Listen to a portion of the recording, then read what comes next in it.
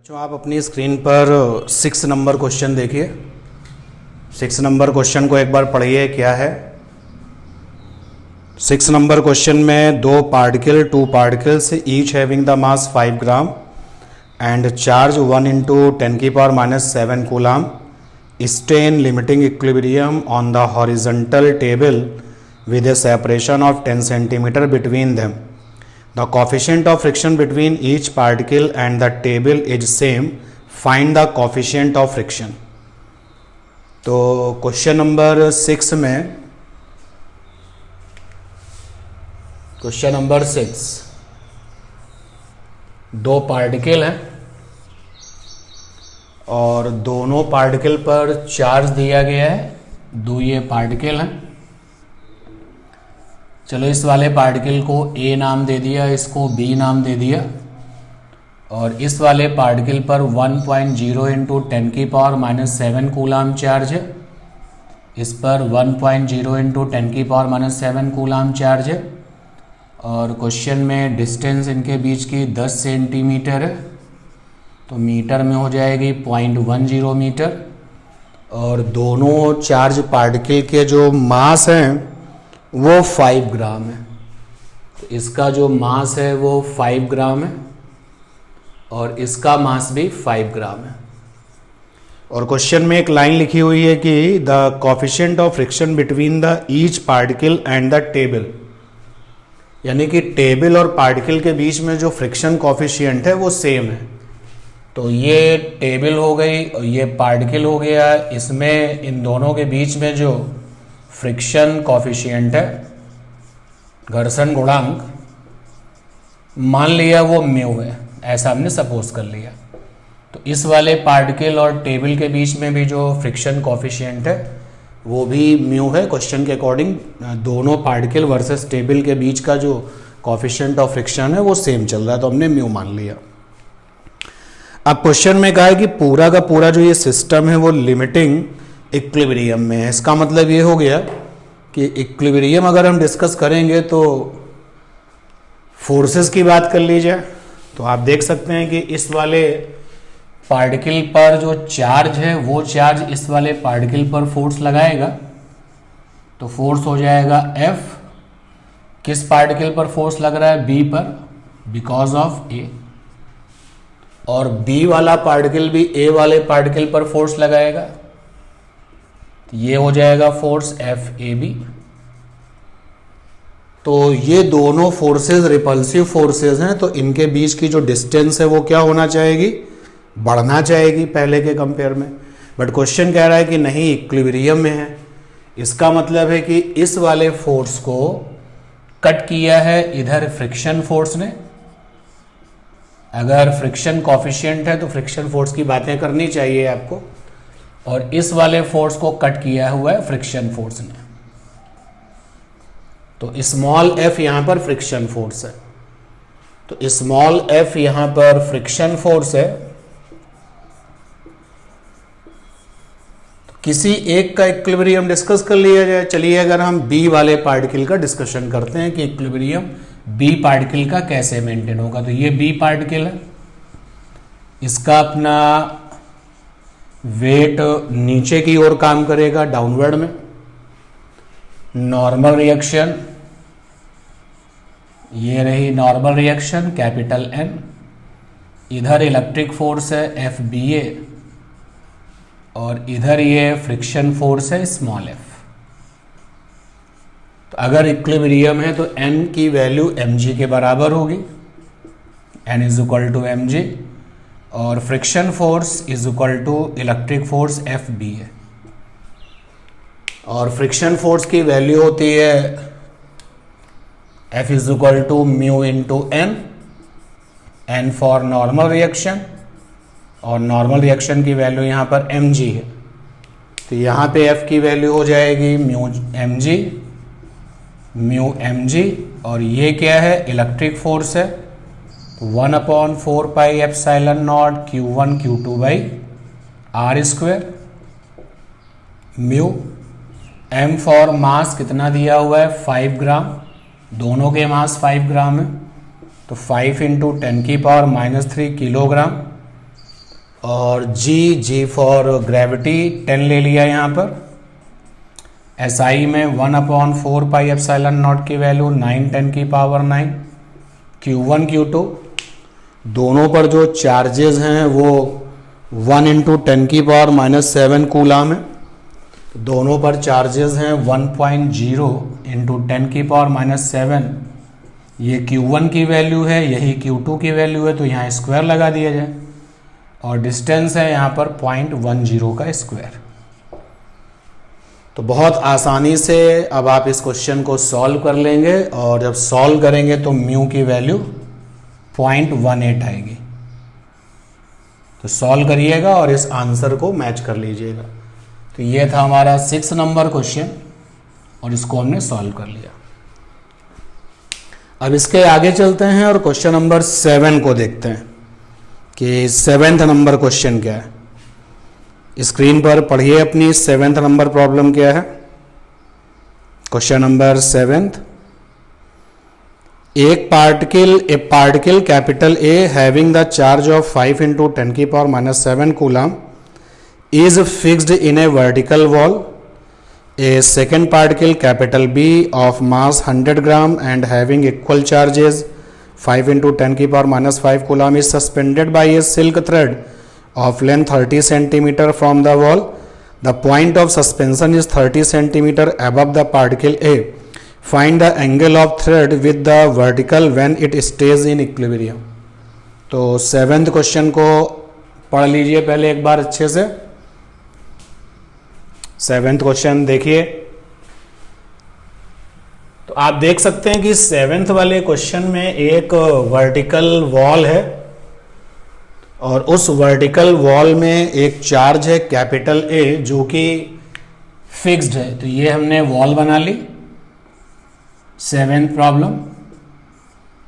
तो यहां पर हमने दीवार बनाई, और ये A वाला चार्ज जो है ये फिक्स्ड है। A वाला चार्ज फिक्स्ड है, और क्वेश्चन में इस A वाले चार्ज की वैल्यू है 5 × 10⁻⁷ कूलम। तो इस चार्ज की वैल्यू है 5 × 10⁻⁷ कूलम। और एक दूसरा चार्ज है B, वैल्यू में इतना ही है, चार्ज में मास 100 ग्राम है, और उसको एक सिल्क की थ्रेड से, सिल्क के धागे से लटकाया गया है। और जो सस्पेंशन पॉइंट है, सपोज कर लो ये सस्पेंशन पॉइंट है J। तो क्वेश्चन में जो धागा है उसकी लंबाई भी, थ्रेड जो है वो 30 सेंटीमीटर लंबा है, और उस पॉइंट ऑफ सस्पेंशन, ये हमारा पॉइंट ऑफ सस्पेंशन है, तो ये भी 30 सेंटीमीटर लंबाई का है। ये देखिए मैंने B वाले पार्टिकल को, ये B वाले पार्टिकल को 30 सेंटीमीटर लंबे धागे से पॉइंट ऑफ सस्पेंशन J से लटका दिया है, और पॉइंट ऑफ सस्पेंशन A से 30 सेंटीमीटर की दूरी पर है, ये क्वेश्चन में मेंशन किया गया है। इन दोनों को बेटा टच होने से बचाइएगा, क्योंकि टच अगर होगा तो कंडक्शन हो जाएगा। अब आप देखिए, तो क्वेश्चन में ये फिक्स्ड है, और ये वाला जो चार्ज है ये आपका जो है मूवेबल है। अगर आप क्वेश्चन को पढ़ेंगे तो पता चलेगा आपको। तो A वाला चार्ज जो है ये सोर्स चार्ज बन गया, और जो B वाला चार्ज है वो टेस्ट बन गया। तो A वाला चार्ज B वाले चार्ज पर फोर्स लगाएगा, और इस फोर्स की वजह से B वाला चार्ज इस सिचुएशन में पहुंचता जाएगा। और जब ये इक्विलिब्रियम में आ गया है, सपोज कर लेते हैं कि इस कंडीशन पर आकर के वो इक्विलिब्रियम में आ गया, तो एक डायग्राम और बनाते हैं। ये सस्पेंशन पॉइंट है J, उससे 30 सेंटीमीटर की दूरी पर एक पॉइंट है A 30 सेंटीमीटर। A वाले का चार्ज है 5 × 10⁻⁷ कूलम। B पर भी चार्ज इतना ही है 5 × 10⁻⁷ कूलम। और A ने B पर जब इलेक्ट्रिक फोर्स लगाया है, तो ये जो सिचुएशन है ये यहां पर जाकर के ये B है, और ये इक्विलिब्रियम मेंटेन हो गया।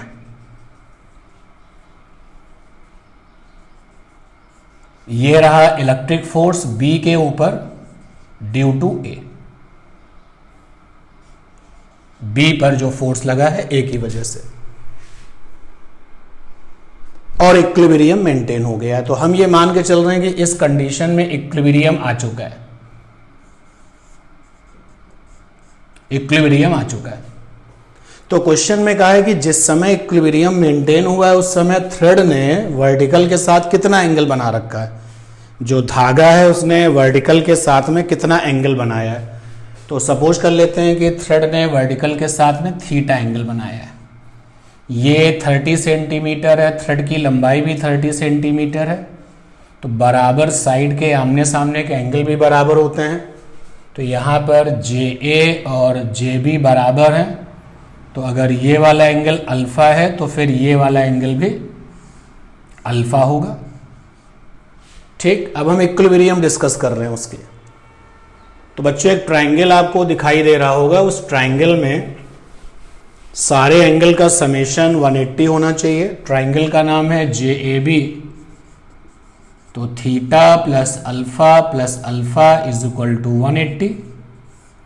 तो यहां से theta plus 2 alpha is equal to 180। 2 alpha is equal to 180 minus theta, क्योंकि हमको थ्रेड का वर्टिकल से एंगल चाहिए यानी थीटा चाहिए। तो बाकी जो हम वेरिएबल्स ले रहे हैं, जैसे अभी अल्फा हमने एज्यूम किया हुआ है, तो हम चाहते हैं कि बाकी जो वेरिएबल्स हैं वो थीटा में ही कन्वर्ट हो जाएं। तो यहाँ से 2 अल्फा की वैल्यू आएगी 180 माइनस थीटा। तो अल्फा की वैल्यू 180 माइनस थीटा बाई 2। तो ये आ जाएगा 180 बाई 2 माइनस थीटा बाई 2। तो अल्फा की वैल्यू आ गई 90 माइनस थीटा। तो रिजल्ट हमें आगे जरूरत पड़ेगी। तो अल्फा को हम लिख सकते हैं 90 माइनस थीटा बाई 2। अल्फा की वैल्यू आ गई। अब बच्चों जो ये इलेक्ट्रिक फोर्स है FBA, इसको अगर हमें निकालना हो तो कैसे निकलेगा? तो इलेक्ट्रिक फोर्स का फार्मूला होता है FBA 1/4 pi epsilon not Q1 Q2 by R square. तो ये हो जाएगा FBA 9 इंटू 10 की पावर माइनस का 9, 1/4 पाई एप्सिलॉन नॉट की वैल्यू 9 इंटू 10 की पावर 9 होता है, 9 इंटू 10 की पावर 9। और Q1 और Q2, तो A पर जो चार्ज है, जो B पर चार्ज है, वही Q1 और Q2 का काम करेंगे। तो A पर चार्ज है 5 इंटू 10 की पावर माइनस 7, और B पर भी चार्ज इतना है, तो 2 बार लिखें या स्क्वायर कर दें। और बीच की जो डिस्टेंस है इक्विलिब्रियम में वो AB है, AB स्क्वायर। ये जो दूरी है आपकी AB, तो इस AB दूरी को भी निकाल लिया जाए।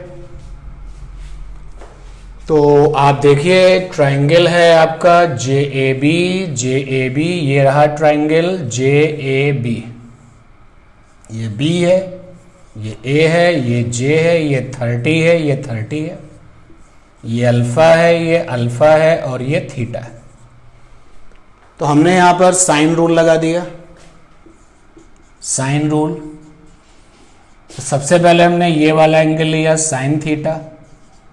तो सामने की जो साइड है वो AB आ गई। उसके बाद चाहे इसको ले लो या इसको ले लो, हम इस वाले अल्फा को ले रहे हैं, तो इस वाले अल्फा को लिया साइन अल्फा। दोनों, इसको भी आप ले सकते हो। इस अल्फा के सामने की साइड कौन है? JB। तो यहां से आ गया साइन थीटा, AB पता नहीं कितना है, साइन अल्फा, अल्फा की वैल्यू देखो 90 माइनस थीटा बाई 2 निकली थी, और JB की वैल्यू है 30 सेंटीमीटर। तो जब आप इसको मीटर बनाओगे तो क्या बन जाएगा? 0.30 मीटर। क्रॉस मल्टीप्लाई कर दीजिए तो दूरी AB निकल आएगा। तो यहां पर आ जाएगा AB sine 90 minus theta by 2 is equal to 0.30 sine theta. AB cos theta by 2 sine 90 minus theta is equal to cos theta 0.30। यहाँ पे ट्रिग्नोमेट्री का एक फार्मूला लगा दिया कि sine theta is equal to 2 sine theta by 2 cos theta by 2। तो 2 sine theta by 2 cos theta by 2। तो cos theta by 2 से कॉस थीटा बाई 2 कैंसिल हो जाएगा। यहां से आ गया AB देखो बेटा ये 0.30 है और ये 2 है, सॉल्व करोगे तो 0.60 और sign theta by 2।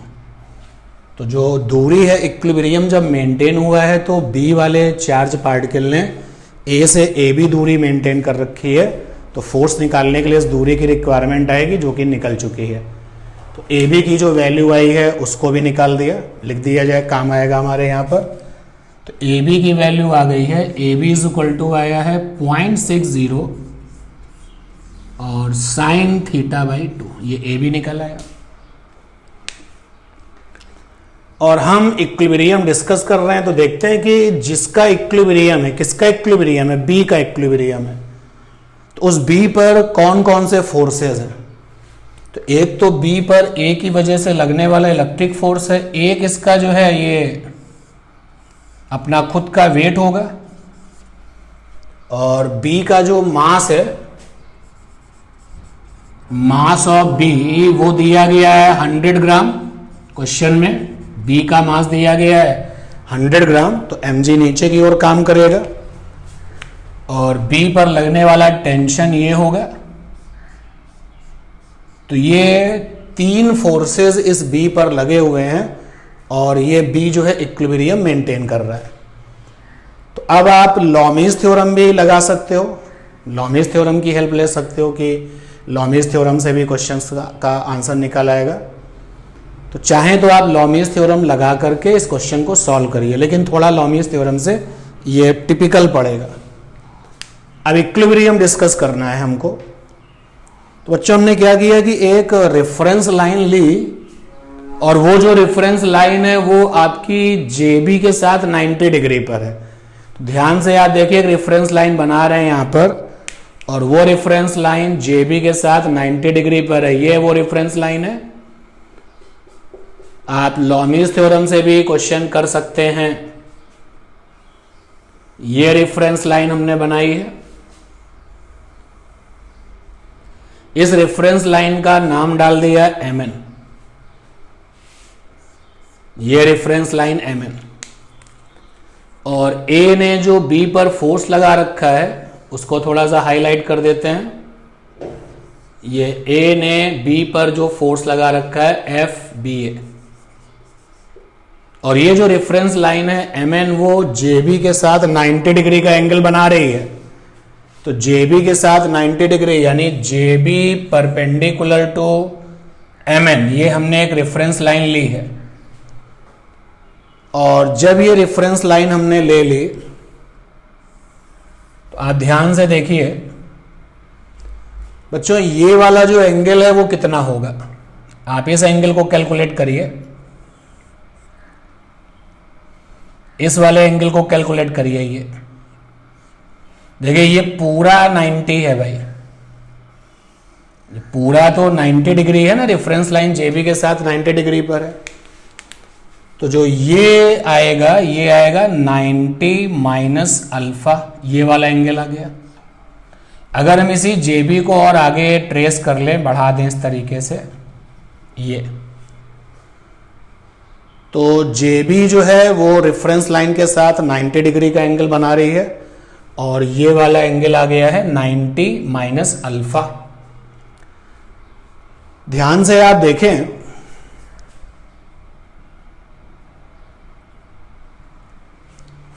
Reference line बहुत अच्छे से देखिएगा, रेफरेंस लाइन इंपॉर्टेंट है। यहां पर थोड़ा रेफरेंस लाइन को मैं अपडेट कर दूं, यहां पर ये रेफरेंस लाइन है mn,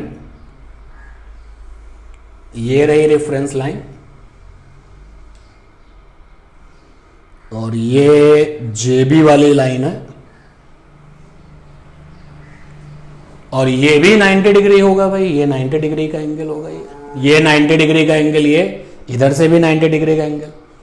अच्छा, ये वाला एंगल अगर 90 माइनस अल्फा है तो ये एंगल भी कितना होगा, 90 माइनस अल्फा। देख लेना, समझना भाई इस चीज को, 90 माइनस अल्फा आ गया। और आप देखिए तो ये जो एंगल है आपका, ये ध्यान देना भाई, डायग्राम में ही सब कुछ है, इक्विलिब्रियम डिस्कस हो रहा है। तो ये वाला जो एंगल है वो थीटा होगा, अल्टरनेट के रूल से भाई, ये थीटा इसलिए। अगर ये थीटा होगा तो ये भी थीटा होगा भाई, क्योंकि आपकी ज्योमेट्री का रूल ये कहता है। और ध्यान देना mn वाली रेफरेंस लाइन है ये JB वाली लाइन है। JB वाली लाइन रेफरेंस लाइन mn से कितना बना रही है 90, तो जो ये वाला एंगल है वो कितना हो जाएगा 90 माइनस थीटा। अब इसी रेफरेंस लाइन को ध्यान में रखते हुए हम कंपोनेंट्स बनाते हैं। तो अलग से देखिए, ये mn वाली रेफरेंस लाइन है, ये mn की रेफरेंस लाइन है।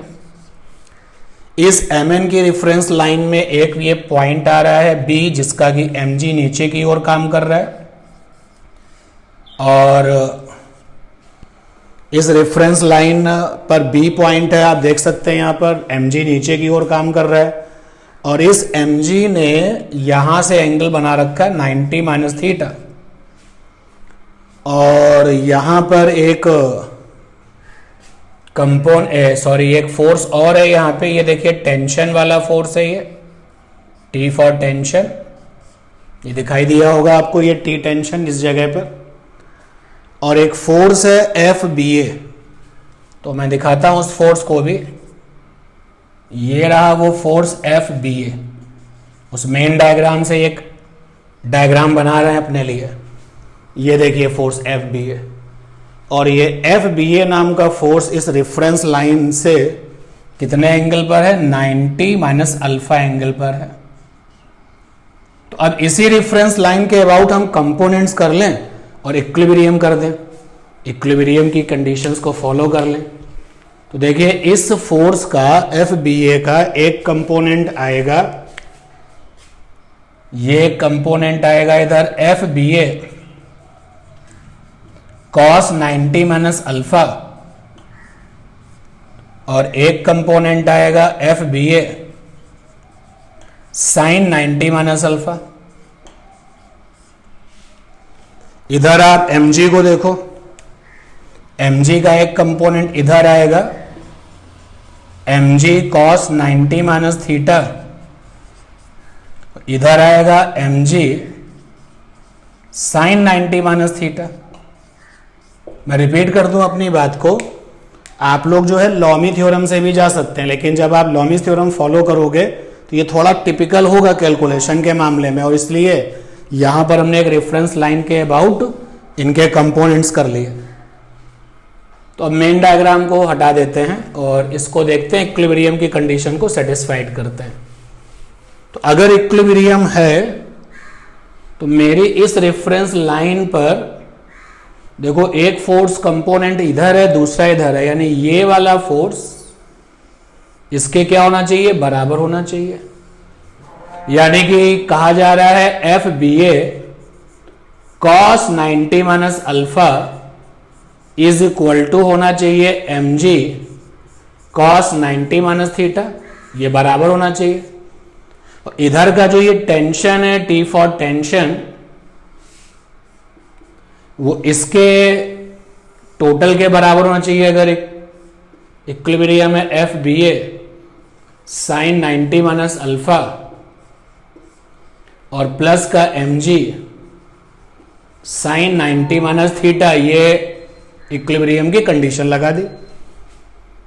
तो अपना जो काम है वो इससे होना है, अपना सवाल जो है इस रिजल्ट से सॉल्व होना है। टेंशन निकालना हो तो उसको करेंगे। तो FBA cos 90 माइनस अल्फा, तो ये हो गया FBA cos 90 माइनस अल्फा की वैल्यू देखो बच्चों पहले निकाल चुका था 90 माइनस थीटा बाई 2, और mg cos 90 माइनस थीटा क्या होता है साइन थीटा।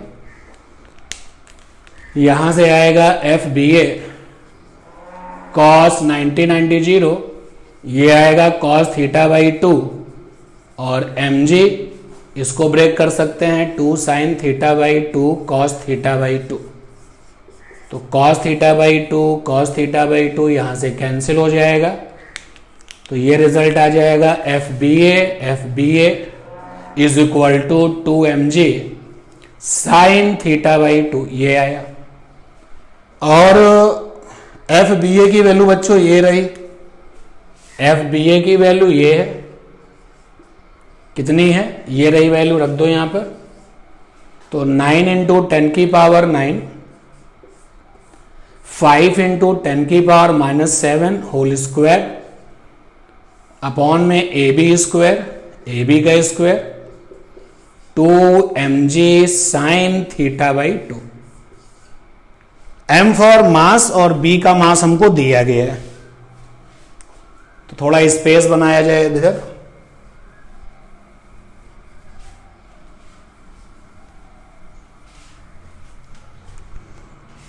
तो ये आया अपना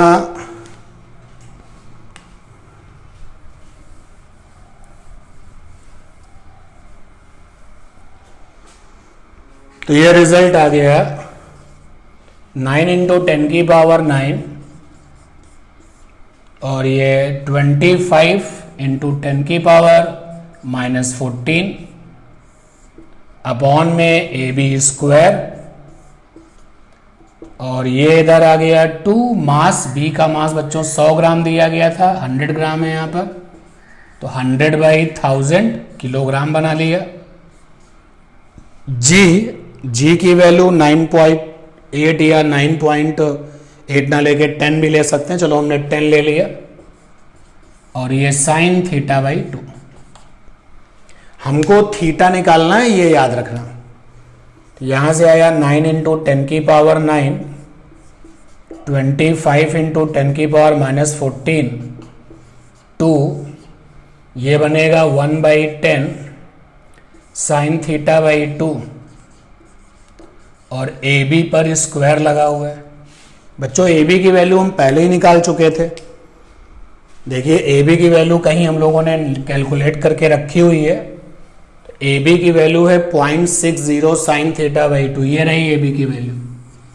तो अब ए बी पर स्क्वायर लगा हुआ है तो कितना हो जाएगा 0.60 पे square sine square theta by 2।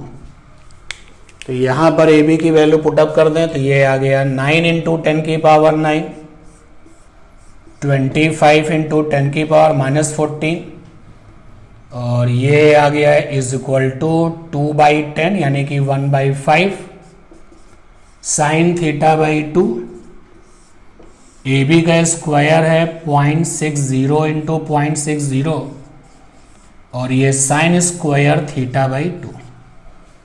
आपको थीटा चाहिए तो ये आ गया 9 इंटू 10 की पावर 9, 25 इंटू 10 की power -14 into 5 whole upon 0.60 into 0.60, और ये आएगा साइन थीटा बाई 2 पे 3 पावर आ जाएगा ये। तो यहां से जब आप साइन थीटा बाई 2 निकालेंगे तो ये आएगा 0.0032 साइन थीटा बाई 2 का होल क्यूब। दोनों तरफ का जब क्यूब रूट लेंगे आप तो क्यूब रूट लेने पर आएगा साइन थीटा बाई 2, इस तरफ आएगा क्यूब रूट लेने पर 0.15 साइन थीटा बाई 2, और फिर ट्रिग्नोमेट्रिकल टेबल की हेल्प से sine theta by 2 is equal to आएगा 0.15 अप्रॉक्सीमेटली।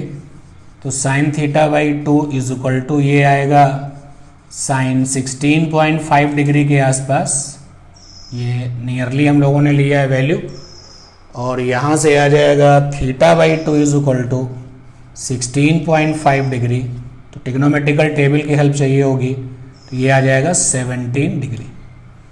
तो बड़ी प्रॉब्लम है, तो आप इसको अच्छे से समझ लीजिए, जहाँ जो डाउट हो फिर आप हमें बताइएगा। देख लीजिए, अपना टाइम लीजिए, फिर आगे मूव करते हैं। इसके बाद हम लोग क्वेश्चन नंबर 8 पर चलेंगे।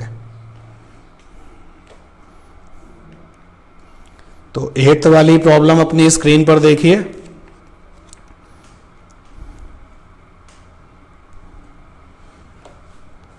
Two charges plus Q1 and minus Q2 are placed at capital A point and capital B point respectively.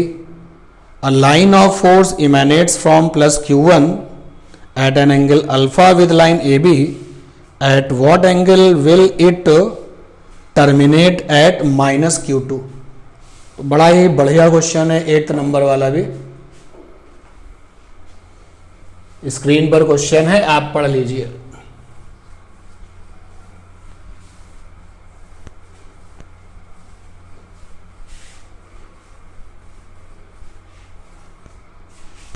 Question number 8। Question number 8 में अपने पास में एक चार्ज है प्लस Q1 और एक चार्ज है माइनस Q2, और A से यानी कि प्लस Q1 से जो लाइन ऑफ फोर्स है, लाइन ऑफ फोर्स का मतलब हो गया electric field. A line of force emanates from plus Q1 at an angle alpha with line AB। तो आपको पता है कि जो चार्जेस होते हैं वो इलेक्ट्रिक फील्ड लाइंस को फॉर्म करते हैं। तो ये जो A वाला चार्ज है ये अपने चारों तरफ इलेक्ट्रिक फील्ड लाइंस को ओरिजिनेट करेगा।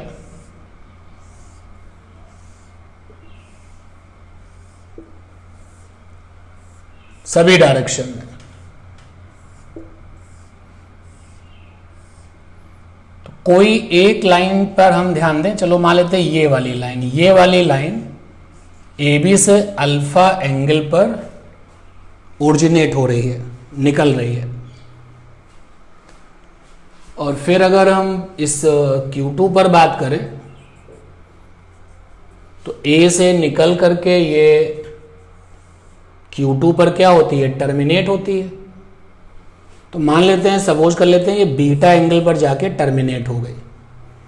तो ऐसा हमने माना कि अल्फा से निकलने वाली, अल्फा एंगल जो क्वेश्चन में दिया गया है, तो अल्फा एंगल पर जो लाइन AB से जो लाइन अल्फा डिग्री पर थी, अल्फा एंगल पर जो थी, वो Q2 पर जब टर्मिनेट हो रही है तो बीटा एंगल पर टर्मिनेट हो रही है। अब अगर हम यहां पर इसी डायग्राम को दोबारा बनाएं, ये B है, ये A है और ये अल्फा है,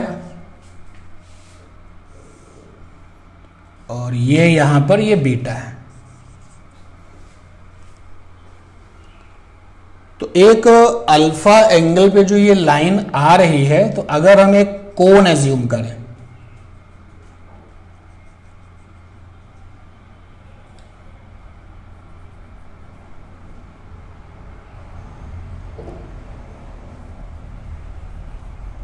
एक कोण एज्यूम करें हम ऐसा, ये देखिए क्यों कर रहे हैं इस तरीके से अभी पता चलेगा। हमने एक ये कोण एज्यूम किया जिसका कि ये एंगल अल्फा है। तो ये जो हमने कोण एज्यूम किया है ये वाला, ये पूरा का पूरा कोण A पर जो सॉलिड एंगल बनाएगा, सपोज कर लेते हैं वो ओमेगा A है। जो कोण हमने एज्यूम किया जिसमें कि अल्फा इन्वॉल्व हो गया, भाई कोण का जो आधा एंगल है अल्फा वो इसमें इन्वॉल्व हो गया। तो कंप्लीट कोण, अगर हम एक कोण बनाएं ये, तो कंप्लीट कोण अपने इस वर्टेक्स पॉइंट पर जो सॉलिड एंगल बना रहा है दैट इज ओमेगा। तो हमने कह दिया कि भाई जो ये पूरा का पूरा कोण हमने कंसीडर किया है, ये जो हमने कोण कंसीडर किया है, ये इस पूरे कोण ने A पर जो सॉलिड एंगल बना रखा है वो ओमेगा A है। तो कितना फ्लक्स इस सॉलिड एंगल से लिंक होगा, कितना फ्लक्स इस सॉलिड एंगल से लिंक होगा। तो यहां पे निकालते हैं linking flux phi A with solid angle omega A।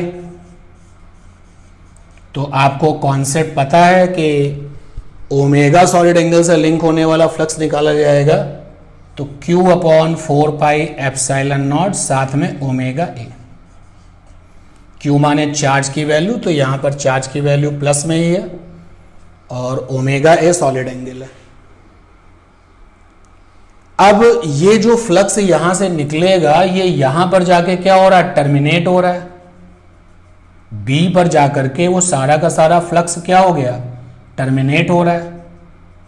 और हमने माना हुआ है कि जो पर्टिकुलर ये लाइन अल्फा डिग्री पर है वो यहां जाके टर्मिनेट हो रही है बीटा पर। तो इस जगह पर ये जो पूरा फिर एक कोण हमारे लिए बन गया, कंप्लीट कोण बना है जो कि बीटा एंगल को इन्वॉल्व करता है। तो ये जो कोण बना बीटा एंगल के साथ, इस कोण ने यहां पे कितना सॉलिड एंगल बना रखा है, ये सॉलिड एंगल ये सपोज कर लेते हैं ओमेगा बी। तो यहां पर जितने ओमेगा ए सॉलिड एंगल से लिंक होने वाला फ्लक्स है वो वहां पर जाकर के ओमेगा बी सॉलिड एंगल से टर्मिनेट हो रहा है, एसोसिएट हो रहा है। तो फ्लक्स निकालते हैं phi B with solid angle omega B. तो यहां पर भी चार्ज की वैल्यू तो क्यू ही है, 4 पाई एप्सिलॉन नॉट, नहीं ये Q1 है और ये Q2 है। क्वेश्चन में अलग अलग दी गई है, इक्वल नहीं दी गई है, ऊपर लिखा हुआ है। तो यहां पर ये Q1 आ जाएगा और ये Q2 हो जाएगा और ये ओमेगा भी 4 पाई एप्सिलॉन नॉट। अब जितना ये फ्लक्स यहां से ओरिजिनेट होगा उतना ही जाकर के वहां पे क्या होगा, टर्मिनेट भी होगा। तो अब अगर हम इस फ्लक्स को इक्वल कर दें तो देखते हैं रिजल्ट क्या आता है। फ्लक्स को जब इक्वल किया जाएगा तो Q1 upon 4 pi epsilon naught omega A, Q2 upon 4 pi epsilon naught omega B. 4 pi epsilon naught से 4 पाई एप्सिलॉन नॉट कैंसिल हो गया। और बच्चों एक चीज आपको और बताएं यहां पर कि जैसे अगर पूछा जाए कि ये कोई कोण है तो इस कोण ने इस पॉइंट पर यानी अपने वर्टेक्स पर सॉलिड एंगल जो बनाया है वो कितना है। तो सॉलिड एंगल फॉर्म बाय कोण एट इट्स वर्टेक्स, वर्टेक्स पर बनने वाला जो सॉलिड एंगल होता है उसका फार्मूला होता है 2 पाई ब्रैकेट में 1 माइनस कॉस थीटा। तो ये रिजल्ट भी आपके लिए अपना जो है एक और क्वेश्चन है, फिलहाल हम इस रिजल्ट का यहाँ पे यूज कर रहे हैं। तो यहाँ से आ जाएगा Q1 और ओमेगा ए की वैल्यू कितनी हो जाएगी, 2 पाई 1 माइनस कॉस अल्फा, और Q2 ओमेगा बी की वैल्यू 2 पाई 1 माइनस कॉस बीटा। 2 पाई से 2 पाई कैंसिल हो गया, हमें बीटा निकालना है। तो ये आ गया Q1 कॉस अल्फा, यहाँ पे ट्रिग्नोमेट्री का फॉर्मूला लगा दिया 1 minus 2 sign square alpha by 2, और यहाँ पर भी फार्मूला लगा दिया 1 minus 2 sign square beta by 2। और जब आप इसको सॉल्व कर लेंगे तो बीटा की वैल्यू अल्फा और Q1 Q2 के टर्म्स में आ जाएगी। ये आ जाएगा Q1 sign square alpha by 2 और ये आ जाएगा Q2 sine square beta by 2। तो साइन स्क्वायर बीटा बाई 2 आ जाएगा Q1 by Q2 sine square alpha by 2, square root ले लिया जाए साइन बीटा बाई 2, तो under root Q1 Q2 into sine alpha by 2। तो beta by 2 is equal to sine inverse Q1 Q2 into sine alpha by 2। तो beta की value आ गई 2 sine inverse under root Q1 Q2 into में sign alpha by 2। तो ये beta angle हमारा निकल गया। तो ज़बरदस्त प्रॉब्लम्स हैं ये, थोड़ा समय आप इसमें लीजिए अपना और इन क्वेश्चंस को देखिए और जहाँ जो डाउट हो पूछिए। अब देखिए इसी क्वेश्चन में एक ऑब्जेक्टिव प्रॉब्लम आपकी होती है, जो ये रिजल्ट आया है। इस रिजल्ट को मैं रिपीट करता हूँ। कि अपने इस क्वेश्चन में प्लस Q1 चार्ज था, यहाँ माइनस Q2 था, और ये जो लाइन हमने एक ली थी अल्फा पे ली थी, और ये टर्मिनेट हो रही थी बीटा पर। तो देखिए जो रिजल्ट आया था वो ये आया है। अब सोचो अगर Q1 और Q2 आपस में बराबर हो, ये जो रिजल्ट आया इसी में Q1 Q2 अगर बराबर हो, जैसे Q1 Q2 बराबर होंगे तो ये तो 1 हो जाएगा। तो आप देख सकते हो बीटा बराबर क्या हो जाएगा, अल्फा। तो अगर ये दोनों चार्ज बराबर होंगे और नेचर में लेकिन अपोजिट होंगे, जिससे कि एक लाइन वहाँ से ओरिजिनेट होगी दूसरे पर टर्मिनेट होगी, तो उस समय अल्फा और बीटा आपस में क्या होंगे, बराबर होंगे। तो ये एक ऑब्जेक्टिव प्रॉब्लम भी वहाँ पर मिलती है और आपसे पूछी जाती है। 8th के बाद है आपका क्वेश्चन नंबर 9 देखिए भाई स्क्रीन पर अपनी 9th वाली प्रॉब्लम क्या है, आसान लग रही है। A block of mass m having the charge q placed on a smooth horizontal table and is connected to the wall through an unstressed spring k as figure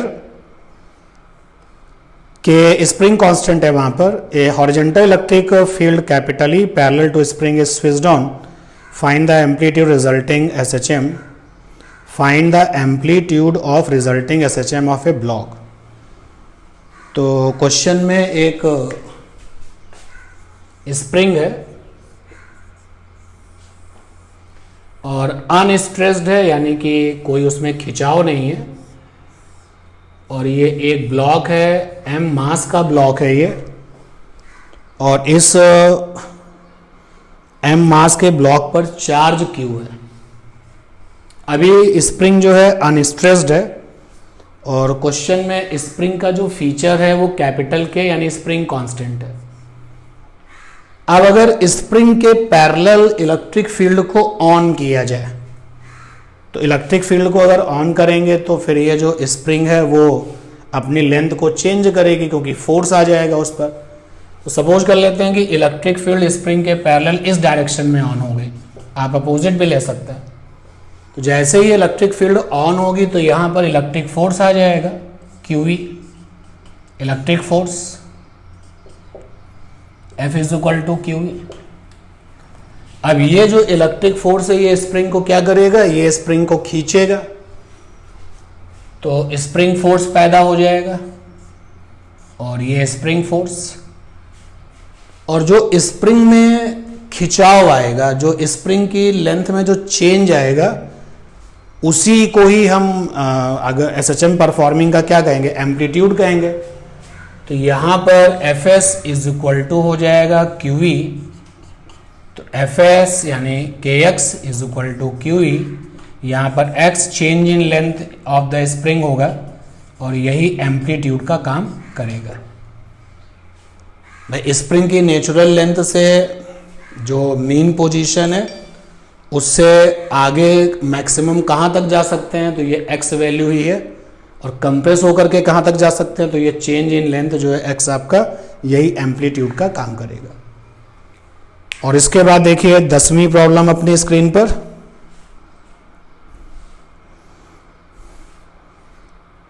एक सपोर्टिंग डायग्राम दिया गया, a block of mass m containing a net positive charge q is placed on the smooth horizontal table with which terminates a vertical wall as figure. The distance of the block from the wall is d. A horizontal electric field E towards right is switched on. Assume elastic collision with time. Find the time period of the resulting oscillatory motion. Is it SHM? तो question में supporting diagram दिया गया है,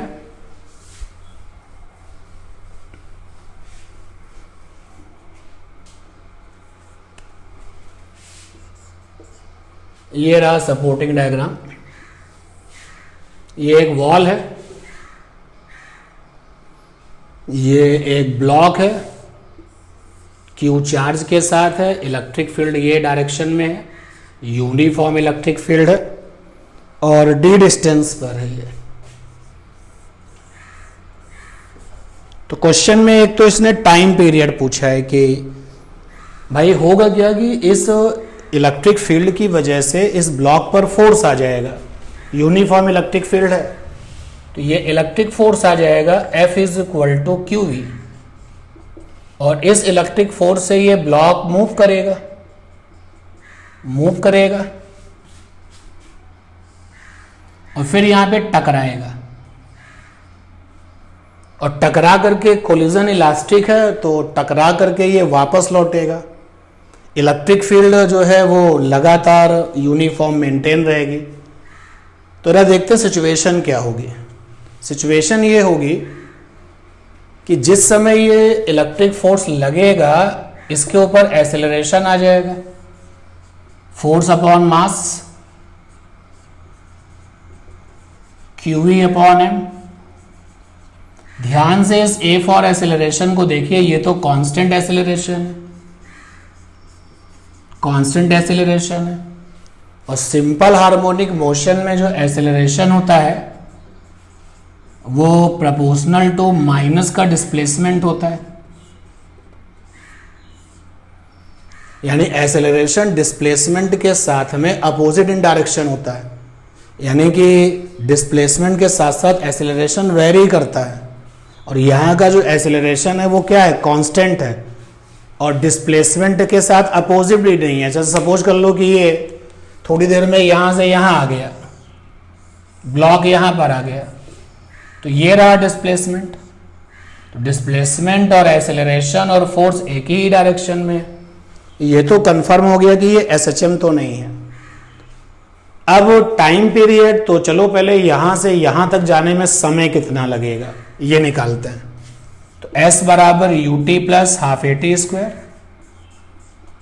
S माने D, U means 0, A for acceleration QE by m, और ये T square, तो यहां से आ गया T square is equal to 2D by QE।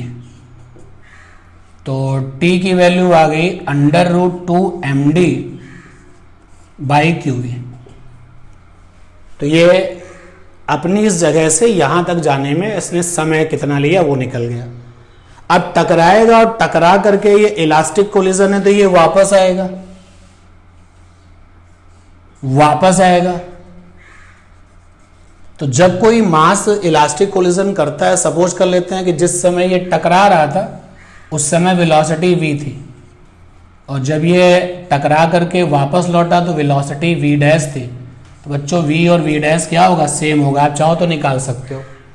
जैसे टकराने से पहले कुल मोमेंटम m इंटू वी, टकराने के बाद मोमेंटम m v डैश।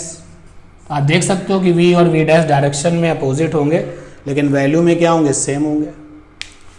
अब क्या होगा, अब ये पार्टिकल लौट रहा होगा, और अब जब ये लौट रहा होगा तो यहां से यहां तक इसको लौटना है, फिर ये यहां पे आके रुक जाएगा। क्यों रुक जाएगा, क्योंकि एक्सेलरेशन ये होगा, वेलोसिटी का क्या करेगा, अपोज करेगा, और जब वेलोसिटी का अपोज करेगा तो कुछ चेंज तो हुआ नहीं है।